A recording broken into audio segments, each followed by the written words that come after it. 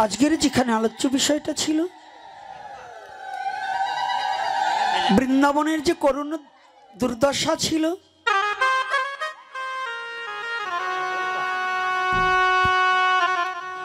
পৃথিবীতে মহাপ্রভু অবতীর্ণ হওয়ার আগে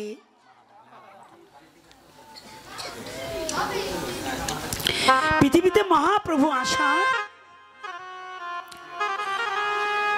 কিছুটা আগ মুহূর্তে থেকে অত্যাচারের সংখ্যা বেড়ে চললেন। তখন কিন্তু কলির যুগ আগত। দাপরের শেষ প্রান্তে কলির প্রথম সন্ধ্যায় আপনি উদয় হলেন প্রভু এসে নদীয়ায়। কোথায় উদয় হয়েছে? কোন জায়গায়? এই যে কথা বলতে হবে মায়েরা, ভালো হোটেলের যা নাম যে জায়গা এটা জানি, কিন্তু মহাপ্রভু কোথায় আসছে অনেকে জানি না, তাই না? ছেলেরা কোন জায়গায় ভালো আবাসিক হোটেল আছে এটা ভালো জানে, কিন্তু ভগবান যে কোথায় এসেছে এ গ্রামের নাম জানে না। কি আমাদের সনাতন ধর্মের অবস্থা এরকম হয়েছে কি না বলুন? আজকে না বলে পারছি না। এই পিছনে কারা?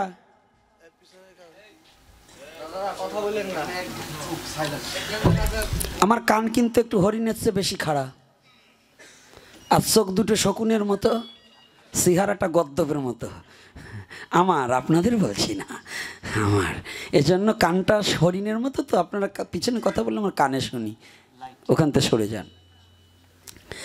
একটু দুরবস্থাটা শুনুন, সনাতন জাতির কত দুরবস্থা ছিল। এমনকি এই সনাতন জাতিটাকে, সনাতন ধর্মের সিদ্ধ পীঠগুলোকে, সনাতন ধর্মের আর্য মহর্ষিদের ভজন স্থলীকে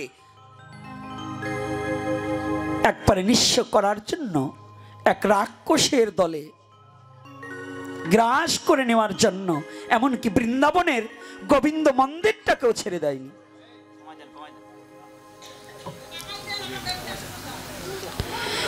গোবিন্দ মন্দিরটাকেও পর্যন্ত ভেঙে দিয়েছে। বৃন্দাবনের আসল যে মেন গোবিন্দ মন্দিরটা, এখন যারা বৃন্দাবনে গিয়েছেন এখানে যদি কেউ গিয়ে থাকেন দেখবেন উপরের একতলা আছে আর সব ভেঙে দিয়েছে।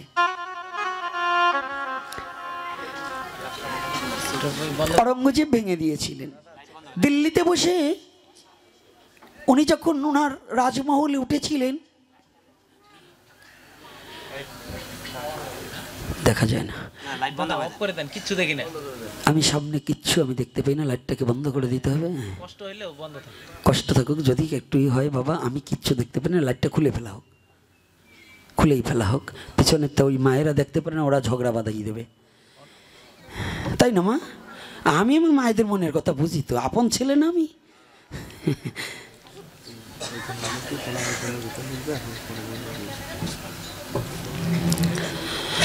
জয় শ্রী রাধে। তো এইবার তৎকালীন সময়ের কথাটা বলছি, বৃন্দাবনের মন্দিরটাকে পর্যন্ত ভেঙে দেওয়া হলো। বৃন্দাবনে থেকে জোর করে হিন্দুদের ধর্মান্তরিত করা হলো। মথুরার অধিপতিদেরকে পর্যন্ত হিন্দুদেরকে ধর্মান্তরিত করা হলো জোর করে করে। তার প্রভাবটা আজও বৃন্দাবনে গেলে কিছু দেখতে পাবেন। মথুরার গায়ে যত হিন্দু রয় সব কিছু হিন্দুত্ব ফিরিয়ে পেয়েছে, কিন্তু আজও তাদের হাতে শাখা সিঁদুর আছে, শাখা নাই। এই কোন জায়গার মাল তুমি? কিন্তু ওঠো।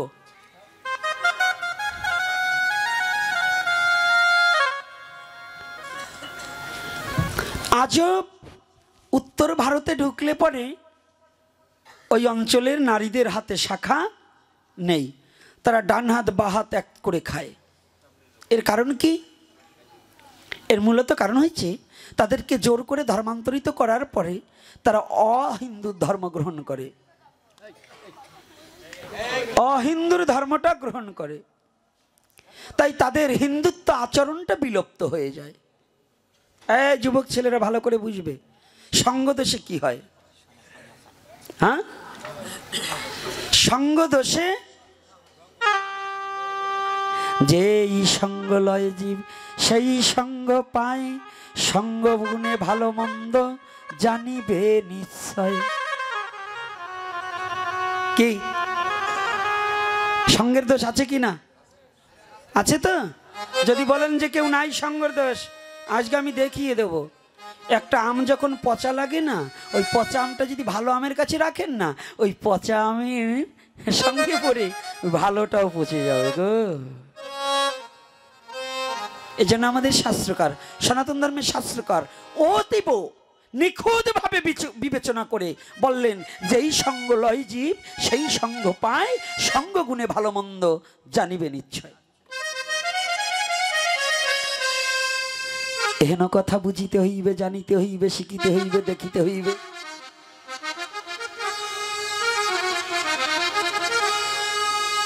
যেমন সঙ্গগুণে কি, সনাতন ধর্মে আগে কিন্তু রেজিস্ট্রারি বিয়ে ছিল না। তাই ছিল নাকি বাবা?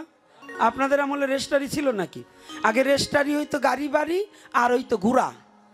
আর এখন জমি রেজিস্ট্রারি না হইলেও বউ রেজিস্ট্রারি করা যায়, কি হয় কি না? তো সনাতন ধর্মের রেজিস্ট্রারি ছিল, প্রথা ছিল না, ভালো করে বুঝবেন। কিন্তু এখন হচ্ছে কেন? সঙ্গ দোষে। কারণ আমরা যে দেশে বসবাস করছি, এই দেশের সঙ্গ দোষে আমাদের সনাতন ধর্মেও এখন ডিভোর্স এসে গেছে আর ওই রেজিস্ট্রারি এসে গেছে। তাহলে এটা কোন দোষে? সঙ্গ দোষে কিনা? তো ভারতবর্ষে এখন আজ অবধি যারা ধর্মান্তরিত জোর করে তাদেরকে করিয়ে দেওয়া হয়েছিল, এদেরকে একমাত্র এই স্বরগোস্বামী, এই অষ্ট গোস্বামী গিয়ে এই পুনরুদ্ধার করে আমার সনাতনে ফিরিয়ে এনে আবার সনাতনকে বৃন্দাবনের মধ্যে প্রতিষ্ঠিত করেছে। এই যে রাধাকুণ্ড, শ্যামকুণ্ড, গিরি গোবর্ধন, এহার কোনো খবর ছিল না তখন। এটাকে স্বরগোস্বামী ধ্যান নেত্রে পেয়ে পেয়ে এখানে এটা ছিল, সেটাকে আবার পুনর্বার জাগ্রত করলো। তখন মহাপ্রভু যায়নি। কোন ইতিহাসে দেখাতে পারবেন না মহাপ্রভু আগে গেছে। কি গিয়েছে আগে? মহাপ্রভু কাদের পাঠালেন? ভক্তকে। কেন ভক্তকে পাঠালেন? এয়ারপোর্ট ছাড়া যেমন প্লেন নামে না, ভক্ত ছাড়া ভগবান সেখানে যেতে পারে না। এয়ারপোর্ট ছাড়া কি প্লেন নামবে? তাহলে এয়ারপোর্ট ছাড়া যদি প্লেন না নামে, আর ভক্ত ছাড়া কোনোদিন ভগবান থাকতে পারে না এবং সেখানে যায়ও না। তাই আগে ভক্তকে পাঠালেন। সর্বপ্রথম নির্দেশ দিলেন নরোত্তম দাস ঠাকুর মহাশয়ের গুরুদেব লোকনাথ গোস্বামীকে। আর কাকে? ভূগর্ভ গোস্বামীকে। তোমরা দুজন যাও, বৃন্দাবনকে পুনরুদ্ধার করবার নিমিত্তে যাও। তারপরে পাঠালেন স্বরগোস্বামীকে শ্রীরূপ সনাতন ভট্ট রঘুনাথ, শ্রীজীব গোপাল ভট্ট দাস রঘুনাথ। এই ছয় গোসাইরে করি শ্রী চরণ বন্ধন, যাহা হইতে বিঘ্ন নাশ অভীষ্ট পূরণ। বন্দনা বলি কিন্তু বুঝি না। তাহলে বিঘ্ন কি? বাধা বিপত্তি। কাদের স্মরণ করলে? শুদ্ধ কৃষ্ণ ভক্তের চরণে স্মরণ করলে জীবনের সমস্ত বাধা বিপত্তি দূরীভূত হয়ে যায়। শুদ্ধ কৃষ্ণ প্রেমের হৃদয় হয়, তাদের হরি বলা হৃদয় তৈরি হয়ে যায়। হরি বল, হরি বল, হরি বল। এই বৃন্দাবনকেও ছাড়েনি ওই রাক্ষসেরা, বৃন্দাবনকেও ছাড়েনি আমার ভগবানের, আমাদের সনাতনী সিদ্ধপীঠগুলোকেও ছাড়েনি। অত্যাচার চালিয়ে গিয়েছে, কিন্তু একমাত্র খাঁটি বস্তুবিদয় এখনো ধ্বংস হয়নি। বোঝা যাচ্ছে মা? খাঁটি জিনিস নষ্ট হয়? হ্যাঁ, ভালো টাটকা সর্ষের তেল অনেক দিন থাকে, তাই না? আর ভেজাইলে 2 নাম্বার মাল কয়দিন থাকে? হ্যাঁ, কয়দিন থাকে? মুখে হাত দিয়েছে, বউ মরে গেছে নাকি, না শাশুড়ি মরছে? মুখে হাত দেবে না, সামনে বলছে ওর কি দুঃখ রে, ও রে গোবিন্দ রে। হ্যাঁ বাবা, দুঃখ হারা কথাই তো হরি কথা, তাই তো দুঃখ কিসে বাবা? তো এইবার দেখো খাঁটি মাল বিধই এখনো টিকে আছে, ভেজালের মাল হলে টেকতো না। এই সনাতন ধর্ম একেবারে পিওর খাঁটি, যার মধ্যে বিন্দু মাত্র কোনো ভেজাল নেই। এই খাঁটি বিষয়বস্তু আছে বিধাই এত অত্যাচারের পরেও মাথা উঁচু করে দাঁড়িয়ে আছে। রাধে রাধে। খাঁটি বস্তু কখনো নষ্ট করা যায় না। যায় কি বাবা? আপনার আবার মনে কষ্ট পাবে না যে কৃষ্ণের লীলা না বলে এগুলো বলছেন কেন? কৃষ্ণ লীলা পরে বুঝবে, আগে তোমাদের আঘাতটাকে বুঝে নাও, কোথায় কোথায় আঘাত আছে। না হলে এই চামড়া মোটা জাতির কোনোদিন বোধ হবে না। এই চামড়া মোটা জাতি এখনো চৈতন্যতা ফিরে পেল না, কারণ এই চামড়া মোটা জাতি এখনো একত্রতা বোধ হলো না। নাম কয় আমরা সনাতনী, আর ভীষণ ফিরে ইয়ে থাকে আপন দুই ভাইও। বলে কোন ধর্ম? সনাতন ধর্ম। আবার এখন এই সনাতন ধর্মের মধ্য দিয়ে যদি একজন আর একজন মারে, কয় শালারে মারছে, আমি তো আর কৃষ্ণ ভক্ত না। আবার আর একজনের মারলে কয় আমি তো আর মতুয় ভক্ত না, আমি তো আর শিব ভক্ত না। ওরে দেশে ভালোই হয়েছে। এই চামড়া মোটা জাতির এই অবস্থা হয়েছে। কষ্ট পাবেন না কিন্তু। সেজন্য হরিবল বলেন আর হরে কৃষ্ণ বলেন, যতদিন একতাবোধ না হবেন, নিজের সনাতনকে টিকিয়ে রাখার মতো জাগ্রত চেতনা না হবে, আপনি কোনো ধর্মই পালন করেন না, আপনি হলো জবন। কি করতে না মিথ্যা বলছি বাবা? তাহলে আগে কি প্রয়োজন? একতাবদ্ধ হওয়া। আর একতাবদ্ধ না হলে সাজ হয়ে যাবেন। কিন্তু এই চামড়া মোটা জাতি শিক্ষিত হচ্ছে, জ্ঞানী হচ্ছে না। কি হচ্ছে? শিক্ষিত হচ্ছে। আজকাল ছেলে পেলে এমন কোনো গ্রাম নাই 2-4-10টা শিক্ষিত ছেলে পাওয়া যায় না, কিন্তু জ্ঞানের খুব অভাব। শিক্ষিত হয়েছে, জ্ঞানী হল না। বলেন তো, কানা ব্যক্তি যত দামি চশমাই পড়ুক না কেন, কাজ হবে? ও বাবা দেখবে, কারণ ওটা আদতেও কানা। তা আমরা যতই শিক্ষিত হই, আমরা আদতও বোধ ছাড়া। কেন বোধ ছাড়া? অর্থাৎ নিজের স্বজাতির প্রতি কোনো টান নেই, নিজের স্বজাতিকে ভালোবাসতে শিখিনি। শুধু শিখেছি বিভেদ করা, বিভেদ করা। ভক্ত হওয়া শিখি নেই, কিন্তু অভদ্র হওয়াটা ঠিকই শিখে গেছি। ভদ্র হতে পারিনি। ভদ্র হলে তো ভক্ত হতাম, কিন্তু অভদ্র হয়েছি বিধায় ভক্ত হতে পারলাম না। আজকে সেই বৃন্দাবনের গায়ে পুনঃজীবন ফিরিয়ে দিলেন কারা? এই অষ্টগোস্বামী যারা। কার নির্দেশে নেতৃত্ব দিয়েছে কে? কে দিয়েছে? ভালো করে বলুন কে? তা জোরে বলেন না। কেউটা কি বাসুরের নাম নাকি? লজ্জা করে? জোরে বলতে হবে। বাপের বেটার মতো সাহস নিয়ে বুকে, ওই বিড়ালের বাচ্চার মতো কথা বললে হবে না। বাঘ সিংহর হবে হুঙ্কার দিয়ে বলতে হবে মহাপ্রভুর কথা।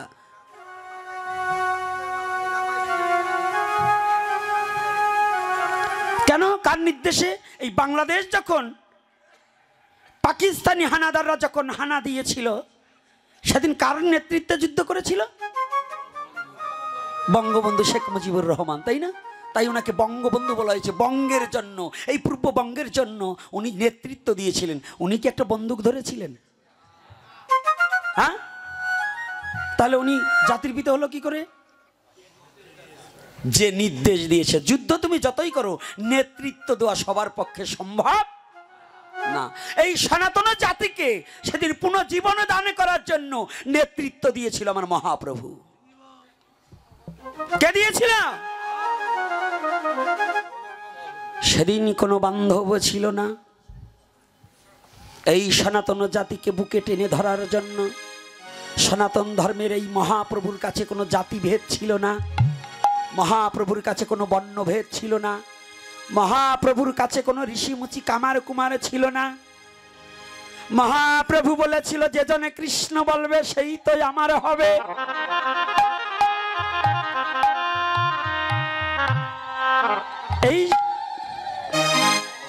এই জাতটা কে ছড়িয়েছে? যেমন কেউ বলবেন নমসূত জাতির জন্য গুরুচাঁদ ঠাকুর অনেক কিছু করেছে। হ্যাঁ, করেছে, এটা এজন্য তাকে প্রণাম করতে হবে, স্বীকার করতে হবে। কিন্তু এই গুরুচাঁদ ঠাকুরকেও প্রতিষ্ঠিত করছে আমার মহাপ্রভু। যদি বলেন কেন, মহাপ্রভু অগ্রনায়ক হয়ে যদি সেদিন যুদ্ধ না করত। যারা বলেন শুধু যে গুরুচাঁদ ঠাকুর শুধু নমসূত জাতির জন্য, যদি বলেন যে শুধু নমসূত জাতির জন্য, তাইলে আমি ওনাকে মহাপুরুষ মানি না। আর যদি বলেন সমস্ত মানব জাতির জন্য উনি আসছে, আমি ওনাকে প্রণাম করি। উনি যেন এরকম মহাপুরুষ যেন আরো গোবিন্দ আমাদের ধর্মে পাঠিয়ে দেয়। আমার শ্রীকৃষ্ণ চৈতন্য মহাপ্রভু কোনো পক্ষপাতিত্ব করে পৃথিবীতে আসেনি। আসছে মহাপ্রভুর কোনো পক্ষপাতিত্ব ছিল? পৃথিবীর কোন শাস্ত্রে কেউ প্রমাণ দিতে পারবেন না মহাপ্রভু এখানে পক্ষপাতিত্ব করেছে।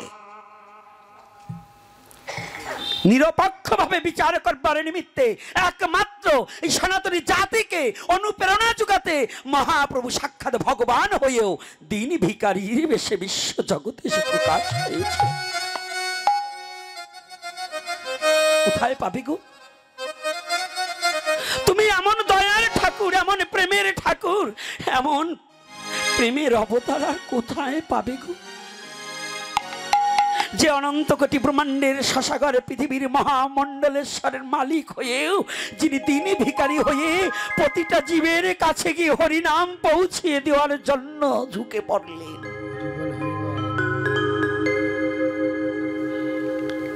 এমন পতিত পাবন ঠাকুর আর কোথায় পাবে? কোথায় খুঁজলে পাবে? খুঁজলে ভুবন পাবে না সে ধন। বিশ্ব জগতে খুঁজলেও আমার মহাপ্রভুর মতো এত বড় দয়ার ঠাকুর আর কেউ কোনোদিন পাবে না।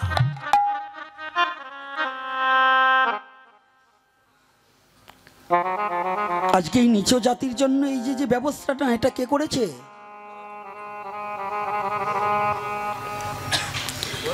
এক একজন মহাপুরুষ এক একটা এলাকায় এসছে, এই এলাকা ভিত্তিক মানুষকে উন্নত করেছে, তাই না? এরা কিন্তু সবাই ভগবানের প্রেরিত পুরুষ, কাউকে কিন্তু অবজ্ঞা করা যাবে না। সনাতন ধর্মে যত আর্য মহর্ষিরা জন্মগ্রহণ করছে, যে মত পথের হোক না কেন, কেউ যেন কাউকে নোংরা না ছড়ায়। সবাই জনগণের এই মনুষ্য জাতির কল্যাণকর অর্থে তারা পৃথিবীতে এসেছে। যদি বলেন রামকৃষ্ণদেব, হ্যাঁ, রামকৃষ্ণদেব তৎকালীন সময় তিনি যে মতবাদটা ছড়িয়েছিলেন, তিনি আর ওই মতবাদের মধ্য দিয়ে সনাতনী জাতিকে উদ্বুদ্ধ করে ধরে রাখার জন্য ওই মতবাদটা ছড়িয়েছিলেন, তাই তো? তাহলে ওনাকেও আমরা অবজ্ঞা করতে পারি না। যুগ মানে ক্ষণ জন্মা মহাপুরুষ এই মাদারীপুর জেলার মধ্যে প্রণবানন্দ আচার্যজি, হ্যাঁ, প্রণব মঠ আছে না? প্রণবানন্দ যে ভারত সেবা সংঘ, ইনি কি জাতির জন্য কম যুদ্ধ করেছে? এর ইতিহাস তো আমরা অনেকে কৃষ্ণ ভক্তরা খুলি না। অনেক কৃষ্ণ ভক্তরা জানি না যে বাংলার মাটিতে প্রণবানন্দ কি দিয়েছে, এই বাঙালি জাতিরে প্রণবানন্দ কি দিয়েছে, এটা অনেকেই জানি না। আজকে এই বাঙালি জাতি না গয়ায় গেলে আগে ল্যাংটা করে ছেড়ে দিত, কি ছাড়েনি এটা জানেন তো? গয়ায় পান্ডাদের হাতে পড়লে একেবারে সর্বস্ব লুটে নিত।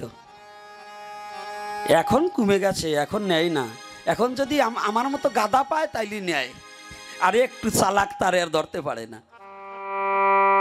কারণ যদি কেউ গিয়ে প্রণব মঠে উঠতে পারে তার নির্ভয়। এই প্রত্যেকটা তীর্থে তীর্থে এই বাঙালি জাতির জন্য আশ্রয় কেন্দ্র খুলে দিয়েছে। কে দিয়েছে? কে দিয়েছে? প্রণবানন্দ মহারাজ। এটা কিন্তু প্রণবানন্দ মহারাজ কিন্তু অভয়চরণা ভক্তিবেদান্ত প্রভুপাদের আগে। কতটা খেয়াল করবেন। এখনো যদি আমরা বলি আমরা গৌরীয় ধারায় বিদায় প্রণবানন্দ কিছু নয়, এটা কিন্তু মানব না আমি। একদিন হলেও সে আমার জন্য কিছু করেছে, যে প্ল্যাটফর্মটা তৈরি করে দিয়েছে। এখনো যদি অন্য কেউ মনে করে ইসকনের অভয়চরণা ভক্তিবেদান্ত প্রভুপাদ কিছু নয়, ও তো ইসকন। আর ইসকন কিছু নয়, ইসকন হচ্ছে একটা সংগঠনের নাম, ও তার সনাতনের বাইরা নয়। তো অভয়চরণা ভক্তিবেদান্ত প্রভুপাদ যে প্ল্যাটফর্মটা বিশ্ব জগতে আমাদের তৈরি করে দিয়েছে, উনি কি আমার প্রণাম্যহম নয়? হ্যাঁ, উনি বিশ্ব জগতে একটা প্ল্যাটফর্ম তৈরি করে দিয়েছে না? তোমার আমার দ্বারা কি হয়েছে? তোমরা যারা, আমরা যারা কুচ্ছ কথা বলছি, বলো তো তুমি নিজে বিবেচনা করে দেখো তো, তোমার দ্বারা জগতের কি কল্যাণকর হয়েছে? তুমি ধর্মকে কি দিয়েছ? আর সে ব্যক্তি এমন কিছু দিয়ে গেছে, তার লোভে পাশ্চাত্য দেশের অহিন্দুরা লাখ লাখ অহিন্দু সনাতন ধর্ম গ্রহণ করে হরিনাম করছে।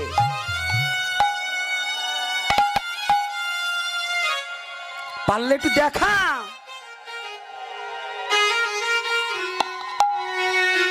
পারলে একটু দেখাও এরকম, নাকি তুমি নিন্দা করছো, তা পারলে তুমি একটু এর মতো করে দেখাও। এজন্য করি বিবেচনা, আমাদের মধ্যে যেন কোনো নোংরা ছড়াছড়ি হয় না। অহিংসার ধর্ম শ্রীকৃষ্ণ চৈতন্য মহাপ্রভু প্রচার করেছে। আর যারা সেই কলির যুগে জন্মগ্রহণ করে মহাপ্রভুকে এখনো কিছু গ্রুপ মেনে নিতে পারে নাই, যারা মহাপ্রভুকে মানে না, জানবে কলির যুগে সনাতন ধর্মে এই বঙ্গদেশে জন্মগ্রহণ করে যারা মহাপ্রভুকে মানে না, মহাপ্রভুকে মানতে চায় না, জানবে ওদের জন্মে একটু ভেজাল আছে, ওটা সঠিক বাবার সন্তান না।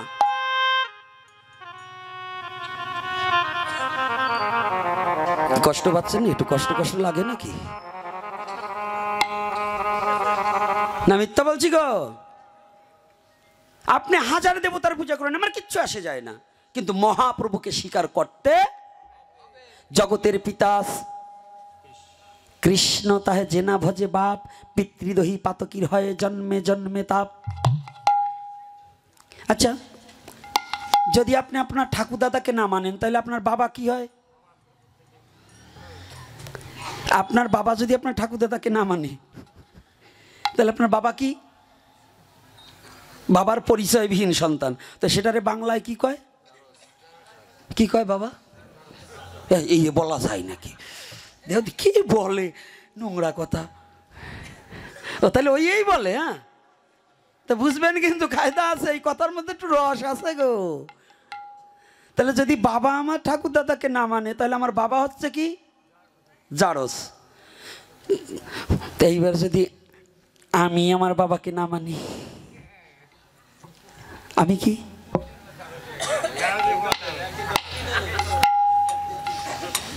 কি কথা বলে না গো? একই হইল? আরে না, ডাবল রিডাবল আছে না, আছে কি না?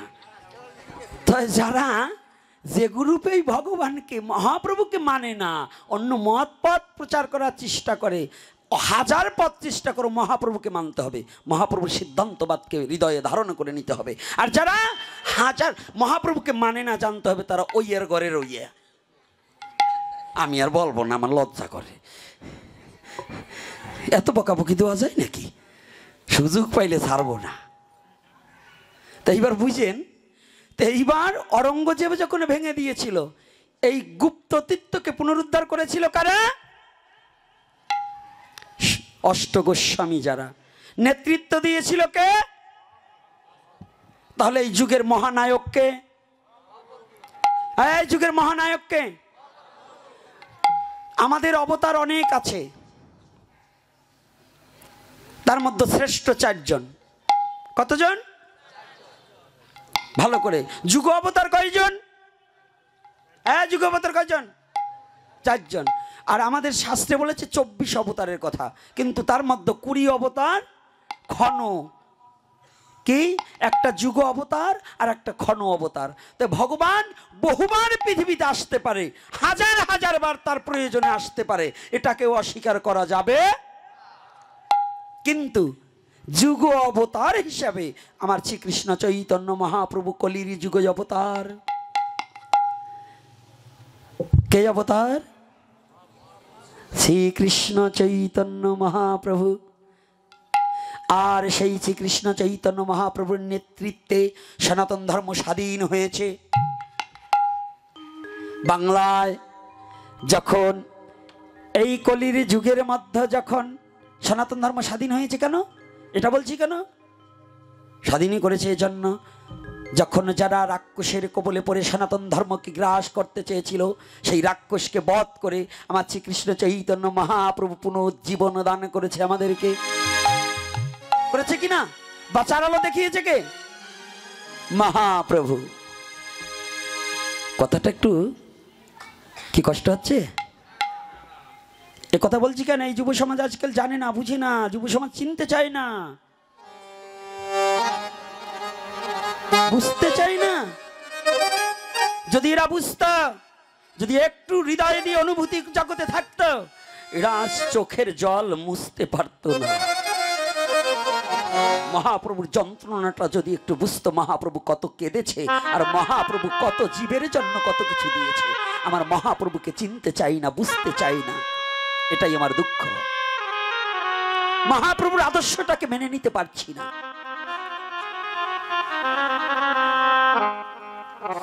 আজকে আমরা ভয়ে ভীত, হরিনাম করতে পারছি না। আজকে যুব সমাজ গলায় একটা তুলসীর মালা নিচ্ছে না, বলে আমার কলেজ করি, ভার্সিটিতে যাই, আমি চাকরি করি, ওটা করি, সেটা করি। আজকে শুনে যাও, ছোট্ট একটু লীলার মধ্য দিয়ে, দাপুরের লীলাটার মধ্য দিয়ে মহাপ্রভুকে একটু চিনিয়ে দিলাম। আগে কলিযুগে এই কয়েকদিন পরেই মহাপ্রভুর আবির্ভাব তিথি আসিতেছে। হ্যাঁ, এই মায়েরা, মাঝখানে এসে খালি উঠানামা করলে কিন্তু কথা বলা যাবে না। যদি একটু বসে না থাকতে পারেন তাহলে আর না আসাই ভালো। আর রাত চলে যাবে না, একটা বাজবে, এই তো, এর উপরে তার বাজবে না। আর যদি বাইজে যায় তাই বাইজে যাক, একটু বসুন। উঠানামা করলে আলোচনা ঠিক থাকবে না। আজকে প্রাণের ভয়ে আমরা হরিনাম করছি না। অত্যাচার ছিল, কেমন অত্যাচার, আর এই অত্যাচারটাকে কি করে বন্ধ জব্দ করা যায়, এই সম্বন্ধে একটা টিপস ভগবানের লীলার মধ্য দিয়ে রয়। কোথায় রয়? একদা কংসকে তো চিনেন? এই কংসকে চিনেন তো? দেখছেন? হ হ বলবেন যে হ শুনছি। যখন বলছি কংসকে চিনেন, কয় হ হ, মানে ওনারা দেখছে মনে হয়। আরে না, আপনারা দেখছেন এটাও সত্য। বলে কেন? ওই কংসের মতো এখনো বর্তমান কিছু আছে। আপনাদের কথা চিরন্তন সত্য, ওটা তো একটু রস জমাবার জন্য বললাম যে দেখছেন নাকি। দেখেছেন এটাও সত্য, কংস এখনো মরে আছে। এই আজকেও কটা দেখছি আসবার সময়, বলবান একটু পরে। ওই এই যে এইগুলোই ওই কংস ময়ূরী তার অনুসার গুলোই যে ওই কয়টা হইছে, একটু পরে বলবান। আসবার সময় আমি দেখিয়েছি পথে, না বইলে যাওয়া লোক আমি না। আসবার সময় বাবারা যখন ধরিয়ে আনে তখন দেখলাম ওই দোকানের দ্বারে ওই কংসের অনুসার কয়টা কি জানু করে। তাই তুমিও দেখছো বাবা? দাঁড়াও, আজকে মলম না লাগাইয়ে যাবো না, তাইতে যাওয়াই হবে এটা। তো এইবার শুনুন, কংস মনে মনে করছে কুমন্ত্রণা। কংসের রাজ্যে দিয়েছে ঘোষণা যে এই কংসের রাজ্যে কেউ কোনোদিন হরি নাম করতে পারবে না। কি করতে পারবে না? যে হরি নাম করবে তার জিহ্বা কর্তন করে দেওয়া হবে। যে হরি রূপ হরি বলেন কন্দন করবে, যার নয়নে প্রেম বাড়ি ঝরিবে তার নয়ন অন্ধ করে দেওয়া হবে। যে হরি কথা শ্রবণ করবে তার কর্ণ বধির করে দেওয়া হবে।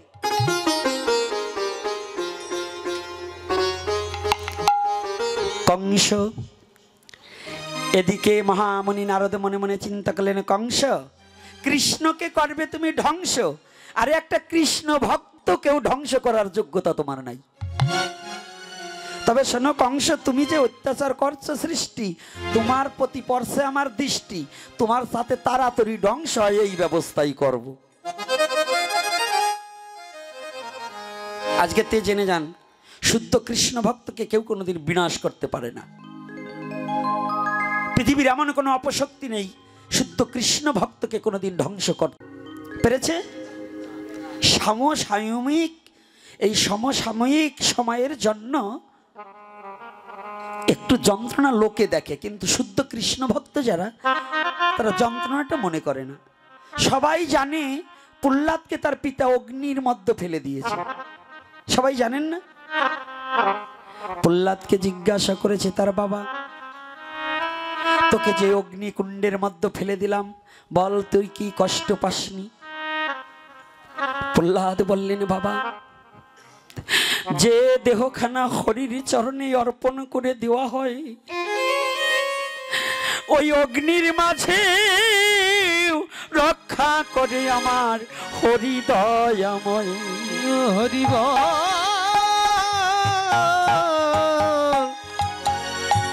হরিবল। ও তোকে অগ্নির মধ্যে রক্ষা করেছে তোর হরি, এবারে তোকে অভাবে নাই, ফুটন্ত তৈলের মধ্যে ফেলে দেব। বড় কড়াইয়ের মধ্যে তৈল জাল দিচ্ছে, তবু তুই হরিনাম বন্ধ করে দে।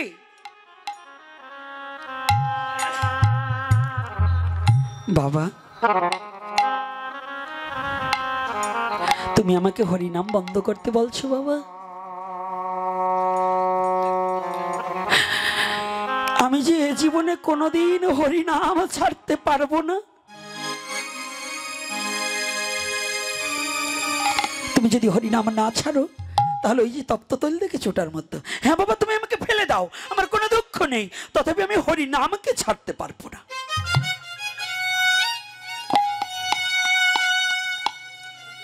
এই কে আছিস? আমার পুত্র হলেও আমার শত্রু, ওকে ওই তপ্ত তৈলের মধ্যে নিক্ষেপ করে দে। জল্লাদেশে রাজবাক্য পালন করতে হবে। প্রহ্লাদকে নিয়ে যখন চোখ বন্ধ করে জল্লাদ প্রহ্লাদকে ধরে বলছে, প্রহ্লাদ রে, তোর বদনখানা জীবনে আমি জল্লাদ কত লোককে আমার হাতে হত্যা করেছি, কিন্তু কোনোদিন আমার হৃদয়ের মাঝে একটু মায়া লাগেনি।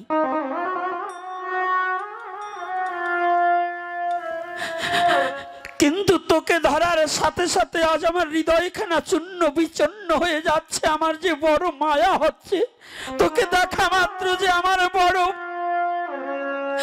কষ্ট হচ্ছে, বড় যন্ত্রণা হচ্ছে। আমার মন বলছে কি জানিস বাবা, তুই একটা কাজ কর। আমি জল্লাদ জীবনে তো কোনোদিন কোনো ভক্তের সঙ্গ করতে পারিনি, আমার জীবনে কোনোদিন কোনো ভালো কাজ করিনি, আমি কোনোদিন কোনো ভক্ত সঙ্গ করিনি, ভক্তের চরণ ধুলি জীবনে কোনোদিন মাখতে পারিনি।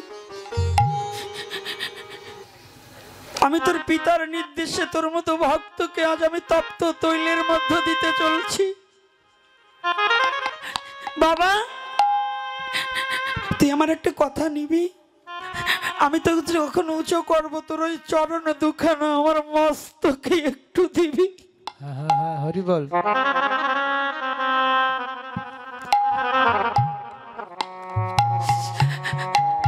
তোর ওই চরণ দুখানা আমার মস্তকে একটু তুলে দিবি।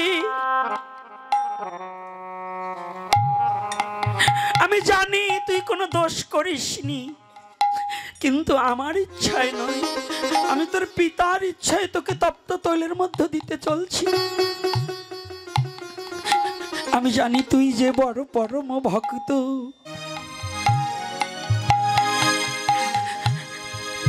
আমার জীবনে আর কোনোদিন তোর মতো ভক্তের সঙ্গ হবে না, সঙ্গ হবে না।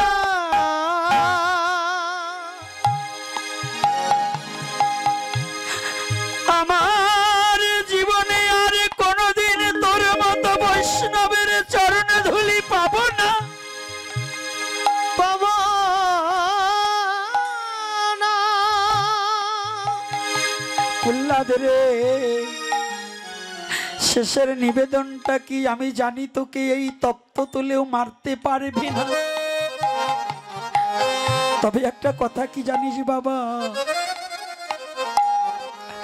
আমার ইচ্ছা নয়, আমার মনের কথাটা শুনিনি, প্রহ্লাদকে ধরছি আর কাঁদছি আর বলছি, দুটি চোখের জল ঝরছে আর বলছে তুই একটা কাজ করিস। জীবনে তো আমি কোনোদিন ভালো কাজ করিনি,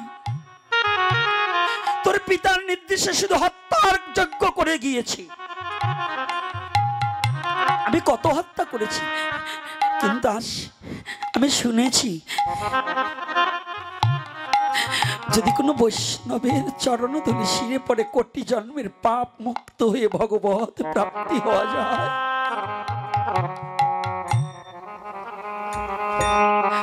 প্রহ্লাদ, আমার শেষের দিনই যেদিন বিশ্ব জগতে আমার বলতে কেউ থাকবে না, আমার যেদিন যাওয়ার সময় হবে, আমি কি নিয়ে যাব? আজকে তোর কাছে মিনতি করি, প্রহ্লাদ আমায় চরণ ছাড়া করোনা রে। প্রহ্লাদ চরণ ছাড়া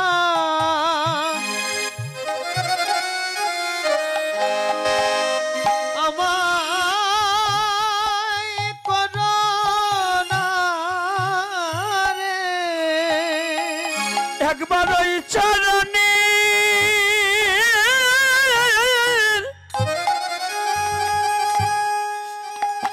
আমায় ধুলি দাও হে,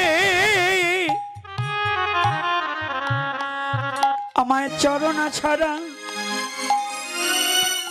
করোনা রে। আমায় ওই চরণ জয় নিতাই গৌর হরি বল হরি বল।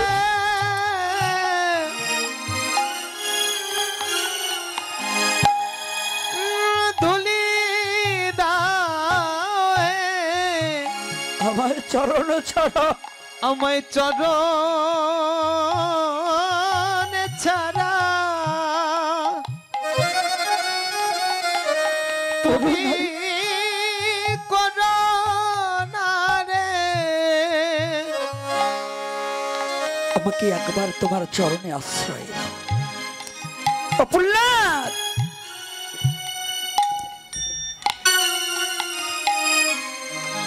তোমার বদনখানা দর্শন করে আমার মনে বলছে কি জানো,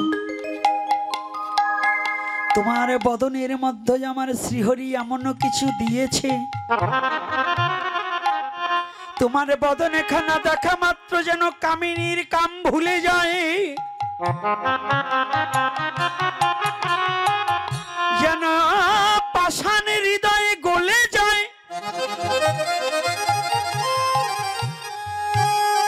হিংসুক তার হিংসা ভুলে যায়, ভুলে যায়। কুলবতী তার কুলে ভুলে যাবে। তোমার এই মধুর মূরতি যে একবার নয়নে দর্শন করিবে। প্রহ্লাদ চরণ ধুলি নিয়ে প্রহ্লাদকে তপ্ত তৈলের মধ্যে ফেলে দিলেন, তাতেও প্রহ্লাদ মরলেন না। হিরণ্যকশিপু বললেন, এই প্রহ্লাদ, এই তপ্ত তৈলে তুই মরলি না? ওই বাবা, তৈল তো তপ্ত নয়, তৈলটা তো পরম শীতল তৈল, এত ফুটন্ত তৈল শীতল। প্রহ্লাদ বললেন, বাবা, বিশ্ব জগতে রাখে হরি মারে কে? যদি হরি কাউকে রক্ষা করে তাকে কেউ মারতে পারে? বাবা, তুমি কোনোদিন পারবে না, আমাকে আমার শ্রী হরি রক্ষা করবে।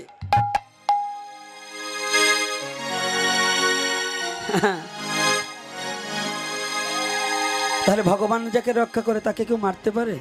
একজন কৃষ্ণ ভক্তকে, কৃষ্ণ তো দূরের কথা, কৃষ্ণ ভক্তকে ধ্বংস করতে পারে কেউ? কংস পাত্রমিত্র সঙ্গ করে কুমন্ত্রণা করছে কি করে কৃষ্ণকে ধ্বংস করা যায়। এদিকে কংসের রাজ্যে কংসের ভয়ে সমস্ত মুনি ঋষিরা পালিয়ে গিয়েছে। ৭১-এর সময় পালিয়েছিলেন না? এই কর্তারা পালান নাই? সেদিন কি খাওয়ার মায়া করেছেন? কংসের ভয়ে পালিয়েছে সমস্ত মহর্ষিরা যারা ছিল। কেউ কেউ গোপনভাবে অরণ্যের মধ্যে, গভীর জঙ্গলের মধ্যে গিয়ে কৃষ্ণ নাম করছে যাতে কেউ না জানে। আর এদিকে নারদ তো দূরদর্শন ব্যক্তি, নারদে বলছে কংসরে তোর যাতে তাড়াতাড়ি ধ্বংস হয় এই ব্যবস্থাটা করি। যখন কংসের রাজ্যে রাজসভা হচ্ছে, নারদ হাতে বীণাযন্ত্র করে, হ্যাঁ, নারায়ণ নারায়ণ নারায়ণ, হ্যাঁ, নারায়ণ নারায়ণ বলতে বলতে যখনই গেছে, ওই নারায়ণ শব্দটা যখনই কংস শুনেছে একেবারে চুম করছে। কে গো, কে এই নাম করে? কোন মূর্খ, ও কি জানে না কংসালয়ে নাম করলে তার মৃত্যু ছাড়া ভাগ্যে কিছু জোটে না? নারদ বলছে মহারাজ, আরে আমি নারদ ছাড়া আর কোন মূর্খই কৃষ্ণ নাম করবে গো? আমি যে জন্মের পর থেকে কৃষ্ণ নাম শিখেছি, আর নামকে ছাড়তে পারি না। কথাটা বোঝা গেছে? এই নারদকে চেনেন তো? কি চেনেন? আপনাকে বাড়ির পাশের নারদ না, কিন্তু আপনাকে বাড়ির পাশের যে নারদ খালি ঝগড়া লাগায়, আর এই নারদ হচ্ছে ঝগড়া পরিষ্কার করে দেয়। রাধে রাধে করে কি না? তো এইবার করেছি কি, যখনই নারদ গিয়েছে বলছে, হ্যাঁ, নারদের সাথে কিন্তু কারোর সাথে ঝগড়া ছিল না, অসুরদের সাথেও না। কি বাবাজি ছিল? অসুরের সাথে ঝগড়া ছিল নারদের সাথে? দেবতাদের সাথে নারদের সাথে কোনো ঝগড়া ছিল? নারদ এমন একজন ব্যক্তি, কারোর সাথে কোনো ঝগড়া নেই। দেবতাদের সাথে অসুরদের সাথে ঝগড়া হয়েছে, হয়েছে না? দেবতারা স্বর্গরাজ্য অসুরদের মাইরের চোটে দৌড় হয়েছে, পালাইছে, তাও মিটাইতেছে কে? নারদ না? যেখানে যেখানে বেজাল হয়েছে মিটাইছে কে? ভালো করে বুঝবেন কিন্তু আজকে। আর এই নারদরে বলেন আপনারা খারাপ। এই যে কিছু কিছু শয়তান মার্কার লোক আছে, আপনারা না, আপনারা খুব ভালোই আছে দুই সাইডে আমাদের দেশে। ওরা ওই একবারই আর একবারই ঝগড়া লাগলে কয় নারদ নারদ নারদ, মানে ঝগড়া লাগ ঝগড়া লাগ ঝগড়া লাগ।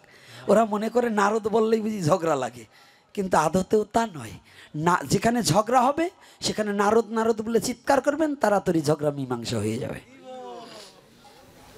আজকে একটা ঔষধ দিয়ে গেলাম, কাজ হবে তো? হ্যাঁ, ও মা, ওগো দ্বারা কাজ না হইলেও আপনাদের দ্বারা হবে। আপনারা সব জায়গা ছড়াই দেবেন, পারবেন না? আমি এমনি জানি আপনারা পারেন, কারণ এই বিশ্বজগতে মাইক দিয়ে প্রচার করে যা না হয়, যদি ঝগড়াই টেক মেয়ে ছেলের কাছে গোপন কথা বলা হয়, ও সবাই আগে এই গ্রাম বেরিয়ে ছড়াবে, ছড়ায় না? এ আপনারা না, কিন্তু এইখানের মারা খুব ভালো, এটা তো আমার আপন মা, তো ওই যারা করে। তাই নারদকে বুঝতে পেরেছেন তো? মাঝে মাঝে একটু রস সৃষ্টি না করলে তো হবে না। কৃষ্ণ কথা আনন্দের কথা, কৃষ্ণ কথা প্রেমের কথা, কৃষ্ণ কথা ভাবের কথা, কৃষ্ণ কথা রসের কথা। এইবার কি করেছে জানো বাবা? কংস যখনই বসেছে আর নারদ গিয়েছে, এইবার কংস তাড়াতাড়ি একটা আসন দিয়েছে। মহামণি বসুন বসুন। কি হেতু আগমন মম মন্দিরে? নারদ অমনি হাসি দিয়ে কয়, এমনি এমনি আইসি, মনে মনে কয় তোর ধ্বংস করবার আইসি, তোর যাতে তাড়াতাড়ি ধ্বংস এই ব্যবস্থা করব। আর মুখে মুখে বলতেছে, মহারাজ আপনার সংকট নিরসনের জন্যই আমি আসিয়াছি। কথাটা বুঝছেন না? মিথ্যা বলে নাই, ওর সংকটই তো মোচন করবার আইছে। বোঝো ভুল কেন? এত বুঝলে তো হবে না। নারদ মিথ্যা কয় না? তো এইবার দেখুন কি করেছে, কথাটা একটু ভালো করে বুঝুন। বলছে কি, আরে আপনি যে চিন্তায় চিন্তিত পার্শ্বদে নিয়ে বসেছেন এখন, যে কৃষ্ণকে ধ্বংস করার জন্য, এই ধ্বংস করতে আবার সময় কমায় লাগে নাকি? বলছে কেন? আপনি জানেন না, এই আপনার এই মথুরা রাজ্যের একটা কুপ্রভাব পড়ছে ওই ব্রজে, গোকুলনগরে। এই মথুরা থেকে যে ওখানে যাবে, ও আর কোনোদিন ফিরে আসতে পারবে না। তাই এখন কি করা যায়? নারদের মনে মনে চালাকি রয় যে, কংস তুমি ভাবছো যে আমি কৃষ্ণ ভক্ত করিয়ে দিছি ধ্বংস, তোমার রাজ্যে যে আজও কৃষ্ণ ভক্ত রয়, এটা প্রমাণ করে দেবো এই সবাই যে তোমার রাজ্যে এখনো কৃষ্ণ ভক্ত আছে, কৃষ্ণ ভক্তকে নষ্ট করতে পারবে না। এইটা হলো গোপন বৈঠক। তো এইবার বলছে এটা কি করে সম্ভব? বলছে আরে আপনার পুতুনা হইতে যে কয়টা অগাসুর বগাসুর যা গেছে, বকাসুর বৃষাসুর যা গেছে, এটাও তো আর ফেরে নাই। ফেরছে নাকি? এই বাবা ফেরছে? ওই জায়গায় গেলেই বিপদ। আচ্ছা বলেন তো, যদি 1 লাখ ভোল্টেজের কারেন্ট থাকে, ওর কাছে গেলে কি আর বাঁচা যাবে? টানি ধরবে না। তাই শত্রুর জন্য তো ভগবান লক্ষ লক্ষ ভোল্টের ভোল্টেজ নাকি? তো ওই জায়গায় গেলে শত্রু কি বাঁচতে পারে? কৃষ্ণ নিন্দুক কি বাঁচতে পারে? তো যারা গোকুলনগরে যায় ওরা আর ফিরে আসে না। ও মা, কি ছলনা করে গেল না পুতুনা, জানো না মা? কত সুন্দর ছলনা করছে না? এই ছলনা পারবা তো? কথা বলে না গো, মানে ওই জায়গায় এখন একটু কষ্ট লাগছে। হ্যাঁ, নারী পারে না এমন কোনো কাজ নাই। এখন আমারও অ্যারেস্ট করাতে পারে নারীরা, পারে না? তোমাকে কাছে ভারী ক্ষমতা আছে মা, খালি যাই একটু দয়া করে বলবা যে ওই সাধু আমাকে টিচিং করছে, আমার হাজতে ঢুকতে হবে। এই ক্ষমতাটা তোমাদের, আর কিছু পারো বা না পারো, এই যোগ্যতাটা তোমাদের খুব ভালো আছে, তাই না বাবা? বুড়োটা কয় হ, জুয়ান কয়টা কয় না। কি কায়দা রে! তো এইবার দেখুন, রাধে রাধে। তো এইবার যখন নারদ বলছে মহারাজ একেবারে সহজ একটা উপায় আছে। বলছে কি সহজ? বলছে ওইখানে কাউকে আর পাঠানো যাবে না। বলছে তাহলে? বলছে একটা কাজ করতে হবে। এই কৃষ্ণ আর বলরাম শুনেছি ওরা নাকি ইদানিং একটু ধনুর্যোদ্ধা হয়েছে, যদি ওদের ধনুর্যুদ্ধের আহ্বানে করে যদি আনা যায় মথুরাপুরে, তখন আপনার ওই যে পাগলা হাতি আছে না, হ্যাঁ, বলে ওই দুটোরে ছাড়িয়ে দিলে, দুটোরে 2 পাড়া দিলে ফটাস করে ফাটিয়ে যাবে, আর ভয় থাকবে না।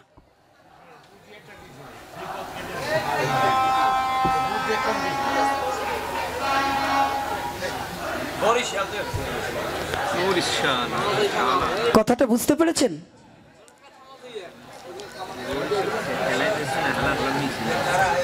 আমার কথাটা বুঝতে চেষ্টা করবেন।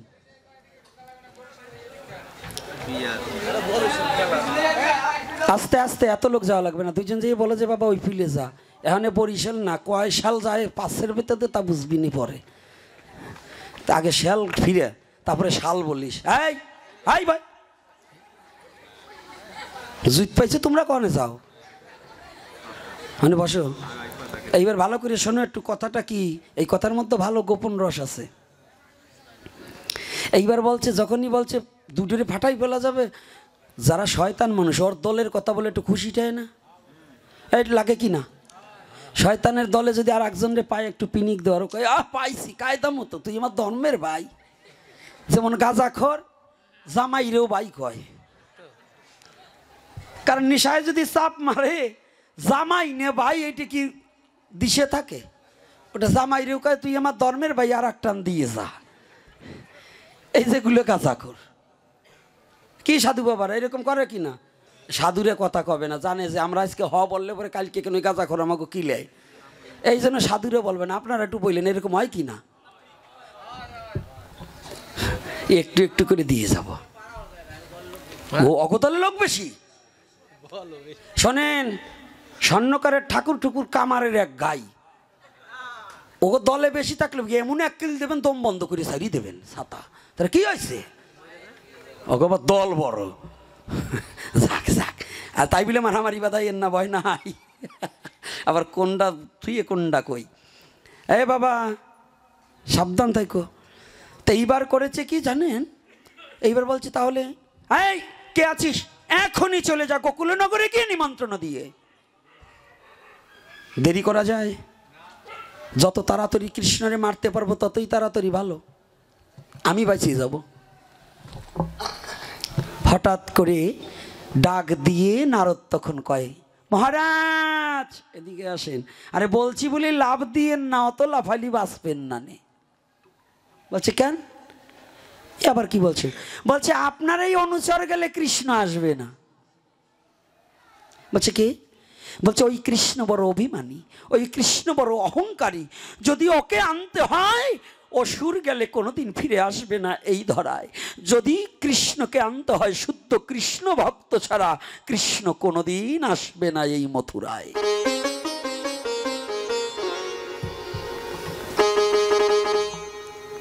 কংস বলছেন নারদ, আমার রাজ্যে তো একটাও কৃষ্ণ ভক্ত নেই, আমি কৃষ্ণ ভক্তকে অত্যাচার করে তাড়িয়ে দিয়েছি, তারা কোথায় গেছে আমি তো জানি না। তাই? আরে যদিও খারাপ লোক, সত্য কথা তো বলছেন যে আমি নিজে তাড়িয়ে দিয়েছি। অসুর হলেও সত্য কথা তো বলছেন। শুনুন মহারাজ, আমি একটু ধ্যান যোগে দেখি তো আপনার রাজ্যে কোনো কৃষ্ণ ভক্ত আছে কিনা।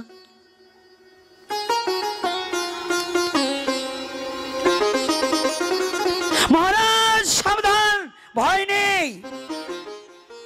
আরে আপনার রাজ্যে যে শুদ্ধ কৃষ্ণ ভক্ত আছে ওই ভক্তই পারে একমাত্র গোবিন্দকে এই মথুরায় আনিতে। কে? বলছে সাবধান, আপনি যাকে কত অত্যাচার করেছেন, আপনার অত্যাচার সহ্য করেও যে আপনার মথুরাকে ছাড়েনি, সে কে? ওই অদূরে অনেক দূরে অরণ্যের মাঝে তৃণপাতার কুঠিরি করে স্বামী স্ত্রী দুজনে মিলে মহামতি অক্রূর ভজন করিতেছে, কৃষ্ণ নাম করিতেছে। কে? অক্রূর, যার মধ্যে ক্রূর স্বভাব নেই, যার মধ্যে কোনো হিংসা নেই, যার মধ্যে কোনো নিন্দা নেই, যার মধ্যে কোনো লোভ নেই, তিনি হচ্ছে কি অক্রূর। এদিকে মহামণি, এই মহামণি অক্রূর, এই মহামণি অক্রূর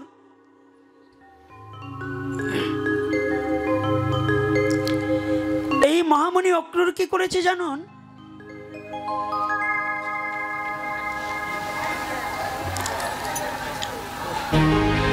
মহামণি অক্রূর তৃণপাতার কুঠিরে বসে বসে গোবিন্দ নাম করছে।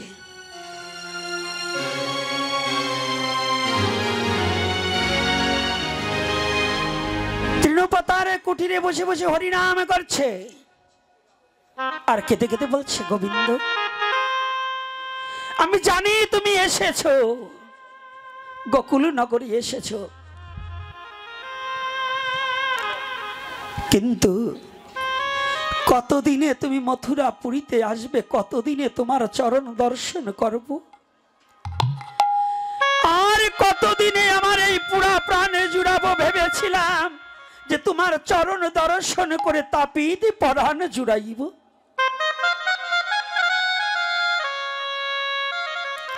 সেই দিনটি কবে হবে? আরে কবে বা বসিয়া নিরজনে ভাবিয়া কৃষ্ণ চরণ সেবিব। হা কৃষ্ণ বলিয়া কবে মথুরায় গড়াগড়ি দিব। কৃষ্ণ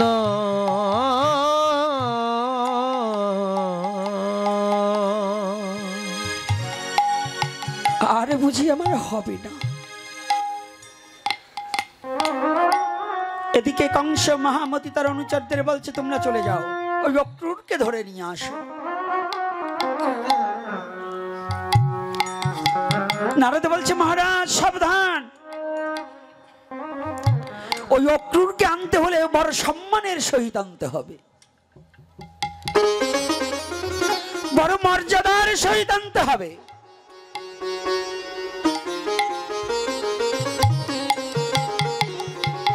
যদি মর্যাদার সহিত না আনেন, শুদ্ধ কৃষ্ণ ভক্তের যদি আঘাত পায়, যদি মর্যাদা ক্ষুণ্ণ হয়, তাহলে যে বড়ই অমঙ্গল হইবে। কি হবে? বড়ই অমঙ্গল হইবে।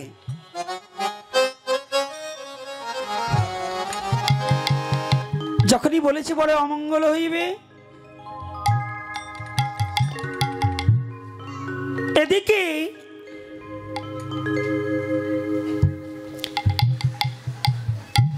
অক্রুর বসে বসে হরিনাম করছে, বলছে সম্মানের সহিত নিয়ে আসবে। যখন হরিনাম করছে ঘরের দরজাটা দিয়ে,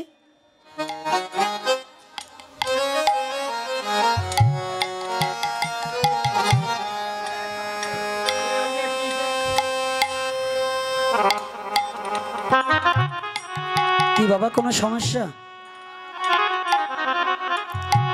তাহলে ধীরে সুস্থে আর বেশি সময় আলোচনা করব না।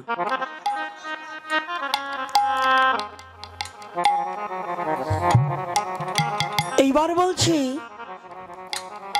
অক্রুর ঘরের দরজাটাকে বন্ধ করে দিয়ে, কুঠিরের দরজাটাকে বন্ধ করে দিয়ে কাঁদছে কৃষ্ণ বলে। আর এদিকে কংসের অনুচর সেই অরণ্যের মাঝে পাতি পাতি খুঁজে খুঁজে একটা তৃণপাতার কুঠির দেখেছে। ওরা ভাবছে এটাই হবে। দরজার কাছে এসে বলছে, কে গো, এই কুঠিরটা কি মহামতি অক্রুরের? যদি অক্রুরের হয় বাইরে এসুন, বাইরে আসুন, আমাদের মহারাজ কংস আপনাকে নিয়ে যেতে নির্দেশ দিয়েছে। যখন এই শব্দটা করেনি গিয়েছে, যখন এই শব্দটা করেনি কিছু চমকে উঠেছে, কি আমি যে গভীর অরণ্যের মাঝে কৃষ্ণ নাম করি, এটা কি করে জানলো? দরজাটা খুলে দিয়েছে। বৈষ্ণব তো, ভক্ত তো, ছল করতে পারে না তো, মিথ্যা কথা বলতে পারে না তো। শুদ্ধ কৃষ্ণ ভক্ত যারা, তারা কোনোদিন কারো কাছে অভিনয় করবে না, মিথ্যা আশ্রয় নেবে না। কিন্তু এখন তো ইদানিং আমার মতো দুরাচার, অভিনয় করার মতো সাধুর অভাব নেই। ওই 6 দিন ধরে নিরামিষ খাওয়া দিয়ে ও যা ভাব দেখায়, তাতে মনে হয় 3 যুগের সাধু। এরকম আছে না? মাত্র 6 দিন ধরে নিরামিষ খায়, ও যা বঙ্গি বাঙ্গা দেখায়, তাতে আর বাঁচার কায়দা নাই ওর কাছে। আর বড় বড় সাধু যারা, তাদের কিন্তু কোনো অহংকার নাই। কি আছে? বড় সাধুদের কোনো অহংকার আছে? কিন্তু আমার মতো পেইতিয়ে সাধু যেগুলো, যাদের কোনো আচার নিষ্ঠা ঠিক নাই, পরের দ্রব্যের প্রতি লোভ, আমাদের কিন্তু ভঙ্গি বেশি করে কিনা। কোন কাগজটা বলেছিল? কাগজটা কই? তো এইবার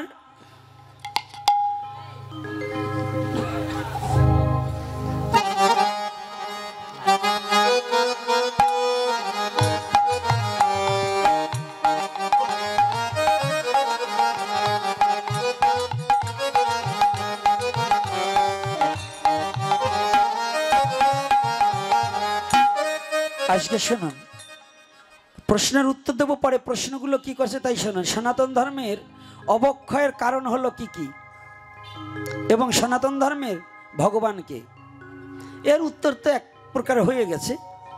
দ্বিতীয়তে আছে মৃত্যু দেহকে কেউ উত্তর মুখে, কেউ দক্ষিণ মুখে দাহ করে,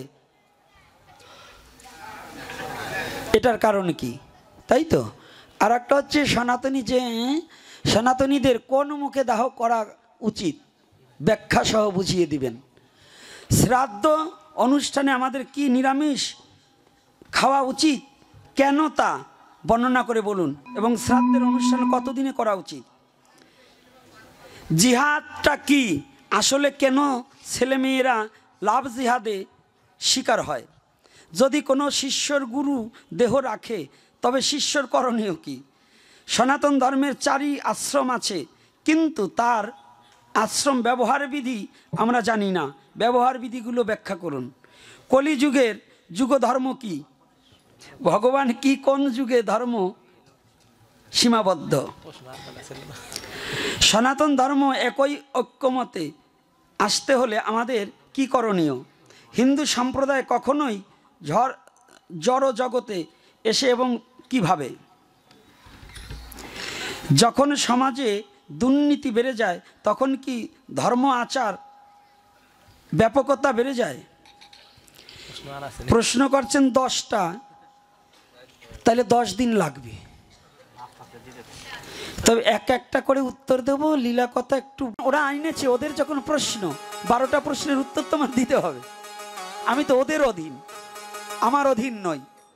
আমার অধীনে থাকলে আমার ভাবে আমি আলোচনা করে যাব, কিন্তু যখন প্রশ্ন আসবে আমার তাদের কথা মতো আমার উত্তর দিতে হবে, নাকি? উত্তর দিতে হবে না? তো এইবার অক্রুর মহামণি বলছে, ভাই তোমরা কারা? বলছে, আমরা কংসের অনুচর গো, আমরা কংসের অনুচর। ওই মহামতি কংস আমাদেরকে আপনাকে নেওয়ার জন্য, সসম্মানে নেওয়ার জন্য পাঠিয়েছে। মহামণি অক্রুর আমার এদিকে দুটি নয়নের জল ছেড়ে দিয়ে কাঁদছে আর বলছে, গোবিন্দ হে, আর তো বুঝি কোনোদিন তোমাকে ডাকা হবে না, আর কোনোদিন তোমাকে ডাকিতে পারিব না। কেননা কংসালয়ে গেলে তো নির্ঘাত আমার মৃত্যু। আমি তো হরিনাম করছি, এটা তো জেনে গেল। তা আমি যে হরিনাম করছি এটা জেনে গেলে তো নির্ঘাত আমার মৃত্যু হবে।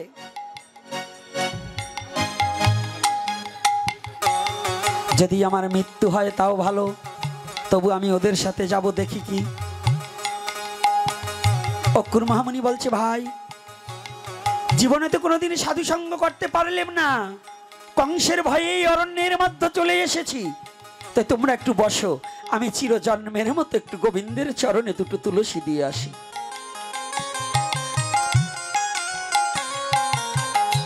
অক্রুর মহামতি আমার,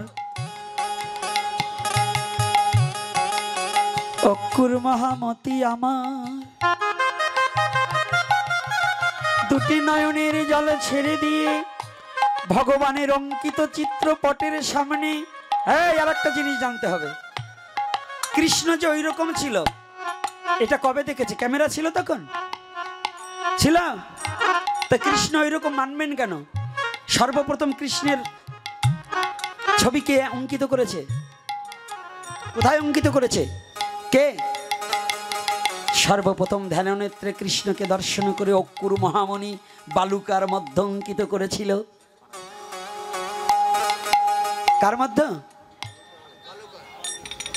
সনাতন ধর্ম সত্য।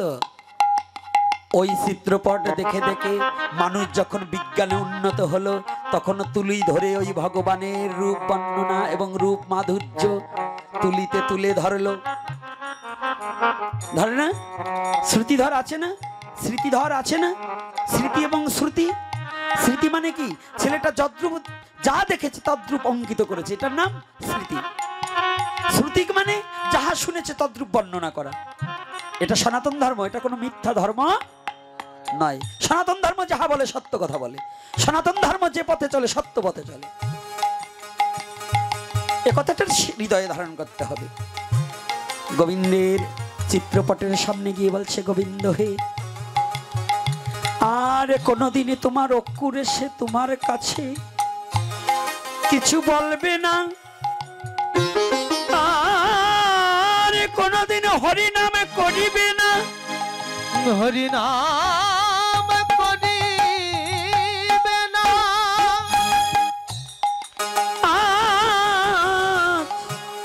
আমার জীবনের শেষের প্রণাম খানা কৃপা করে একটিবার গ্রহণ করো।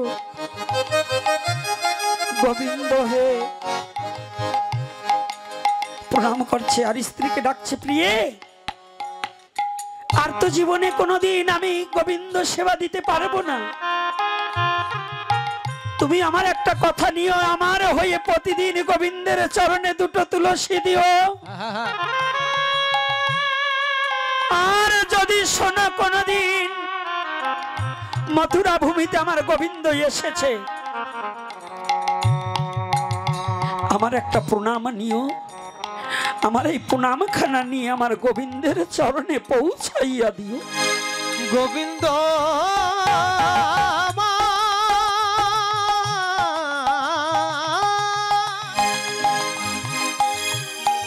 গোবিন্দ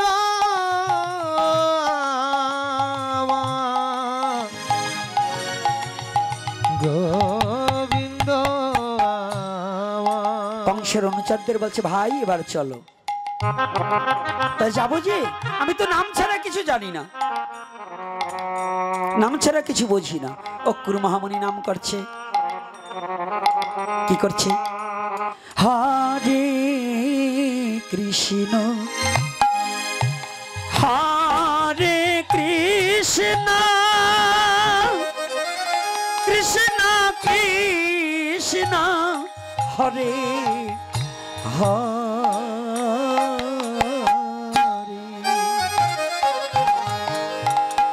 হরে রাম হরে রাম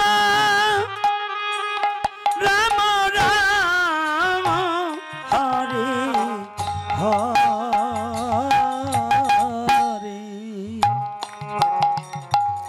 হরে কৃষ্ণ হরে কৃষ্ণ কৃষ্ণ কৃষ্ণ হরে হরে হরে রাম হরে রাম রাম রাম হরে হরে। আজ নাম করছি অক্কুরের বদন হইতে হরিনাম যখন কংসের অনুচরদের করণে গেছে, একজন আর একজনকে বলছে, ভাই এমন মধুর নাম তো কোনোদিন শুনি নাই।